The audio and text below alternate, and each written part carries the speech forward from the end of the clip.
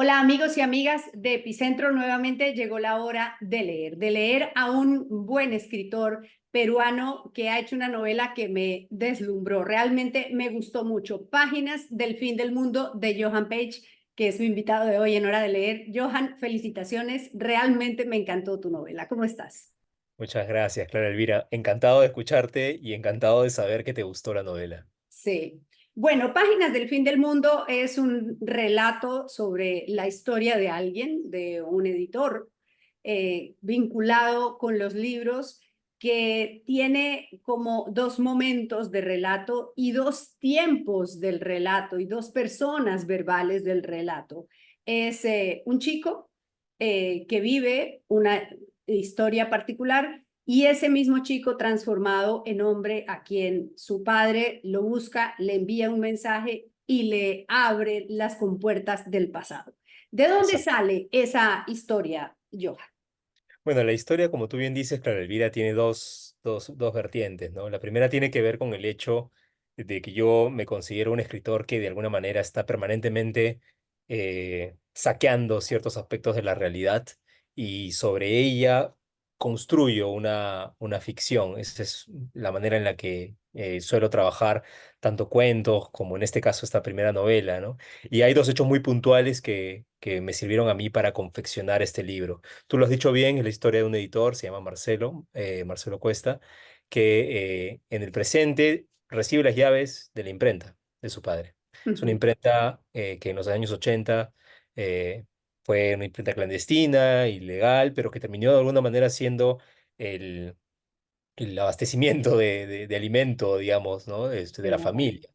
¿Correcto? Y por el otro lado tienes la historia, de la larga historia del pasado, que es la historia de este niño que considera esa imprenta un paraíso, ¿no? Un paraíso en donde ve a su padre y se siente muy orgulloso de él, y lo ve trabajar, eh, y eso en un inicio le parece maravilloso hasta que poco a poco él va creciendo y se va dando cuenta de los matices que hay detrás de esa operación, por así decirlo, ¿no? Pero como te decía, yo me abastecí de la realidad en dos sentidos, bajo dos hechos muy puntuales. El primero tiene que ver con que mi padre tenía una imprenta, en efecto, en el centro de Lima. Ajá. Él siempre fue un hombre del papel. Él me enseñó la forma de leer los libros. Él era socialista y tenía la lucha ahí de clases muy presente. Entonces, en nuestra casa precaria teníamos bastantes libros rusos, Ah, cubanos y demás, ¿no? Como le sucede a muchos amigos de mi generación.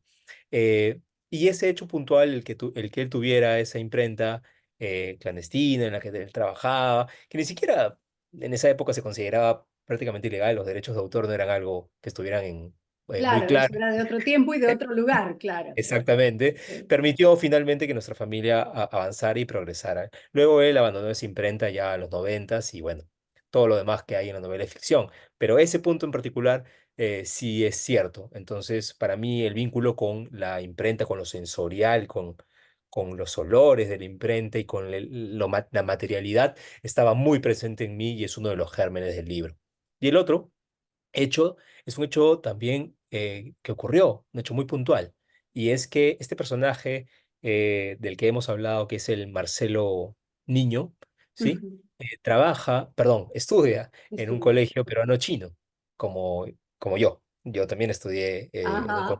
en un colegio peruano chino. Y ocurrió un hecho muy puntual, muy preciso, que es que cuando yo tenía 10 u 11 años, y estábamos en clase de cultura china, em, la policía entró al colegio y se llevó al profesor.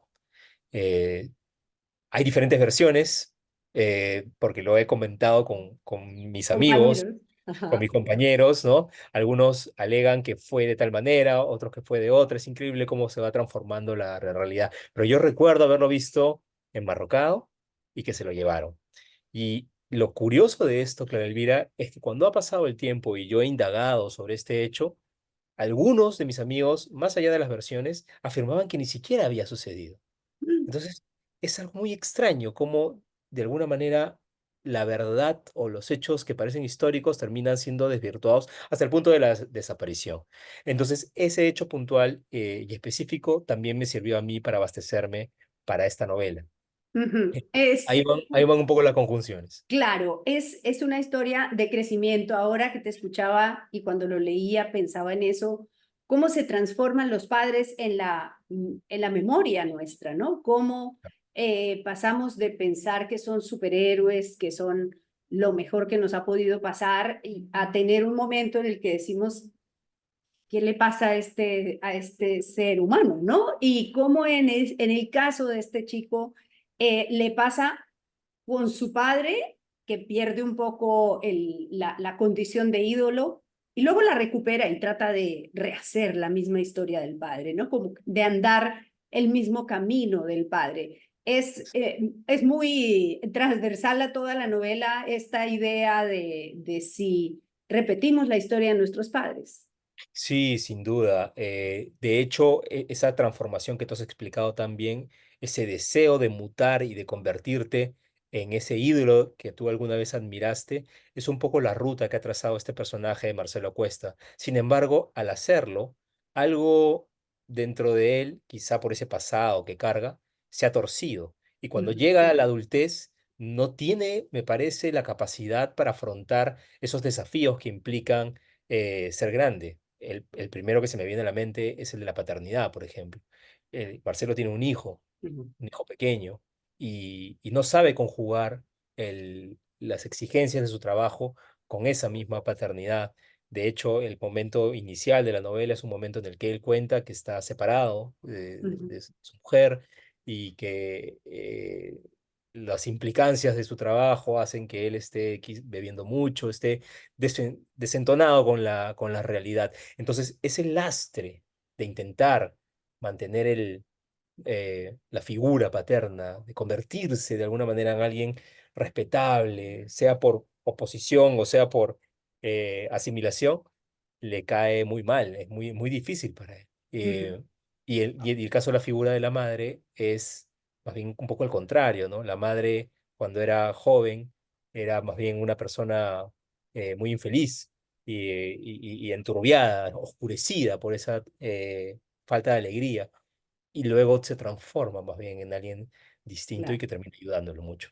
Se libera. Hablemos de la técnica.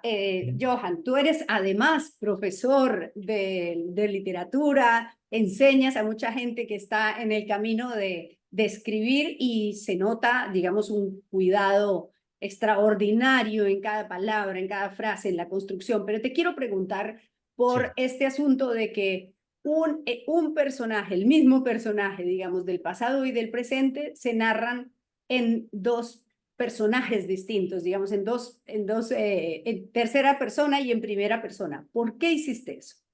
O sea, me parecía necesario la aproximación, ¿no? En primer lugar, creo que la primera persona utilizada para Marcelo, el Marcelo del presente, el que recibe las llaves de la imprenta, Sí. era, debía ser un poco más confesional. ¿Sí? Debías aproximar, para eso creo que sirve la primera persona, al menos es un poco también lo que yo descubro al momento de enseñar, al momento de haber leído, ¿no? La primera persona se utiliza sobre todo para generar ese vínculo necesario con el lector de te voy a confesar algo, te voy a decir algo desde mi punto de vista, con mis matices, desde mi perspectiva, y tienes que creerme, porque de otro modo el pacto lector no va a funcionar. Entonces Claro, es un recurso, es un truco, digamos, ¿no? Esa sí. voz, esa primera voz, porque te No le permite, digas truco, dile estratégico, amigo. es una estrategia. Es una estrategia que te permite acercarte a ese lector y que el lector lleve, como te digo, ese pacto contigo y te crea. ¿Y por qué la tercera persona más bien para el pasado, para el niño Marcelo?